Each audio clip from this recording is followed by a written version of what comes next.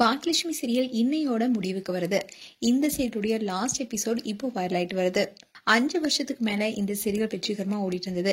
இந்நிலையில இன்னைக்கு கடைசி நாள் எபிசோடு வெளியாகி இருக்கு. அதுல பாக்கியா, கோபி, ராதிகான 3 பேரும் அவங்களுடைய வாழ்க்கையில செய்த தவறுகள், மாற்றங்கள் முன்னேற்றங்கள் குறித்து பேசியிருக்காங்க.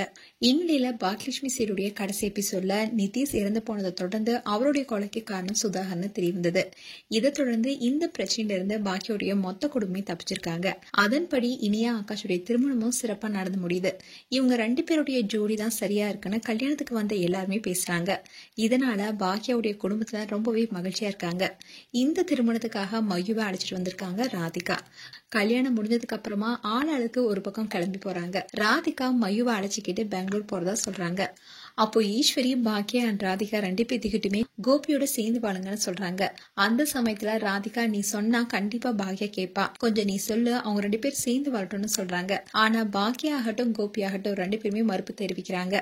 அதோட பாக்கியா, நாங்க எதிரி இல்லாத எனக்கு ஒரு பிரச்சனை அவர் வருவாரு, அவருக்கு ஏதாவது பிரச்சனைனா நான் போவேன்னு சொல்றாங்க. அண்ட் கோபி, என் வாழ்க்கையை பத்தி இனி நான் யோசிக்க போறதில்ல, நான் இனிமே என் பசங்களுக்காக வாழ போறேன்னு சொல்றாரு. இதெல்லாம் ஒரு பக்கம் போயிட்டு இருக்க, இன்னொரு பக்கம் செல்வி வேலைக்கு கிளம்புறாங்க. உடனே ஆகாஷ், வேணாமா, இனிமேலாவது நீ வீட்லயே இருன்னு சொல்றாரு. ஆனா செல்வி, ஓடுன கால் என்னைக்கும் நிக்காதுன்னு சொல்லிட்டு வேலைக்கு போறாங்க. இதை தொடர்ந்து ஒவ்வொருத்தருடைய வாய்ஸ் ஒவ்வொரும் வருது. அதாவது கோபி பேசும்போது கீழே 2 பொண்ணுங்க வந்தாங்க. பாக்கியாவை நான் நிறைய மட்டம் தட்டிட்டேன், சரியா புரிஞ்சுக்கவே இல்ல, ஆனா அவ என்னுடைய வீட்டுக்கு நல்ல மருமகளாவே இருந்தா.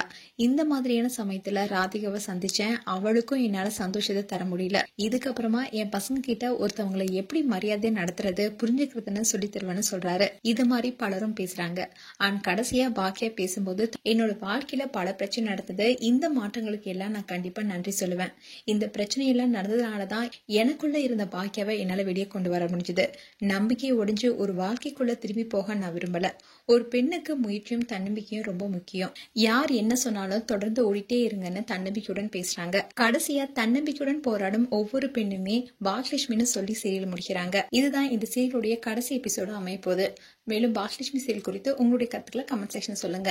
அண்ட் இது போன்ற வீடியோஸை பார்க்க நியூஸ் தமிழ் லிட்ஸ் சப்ஸ்கிரைப் பண்ணுங்க. மறக்காம நோட்டிபிகேஷன் பட்டனை கிளிக் பண்ணுங்க.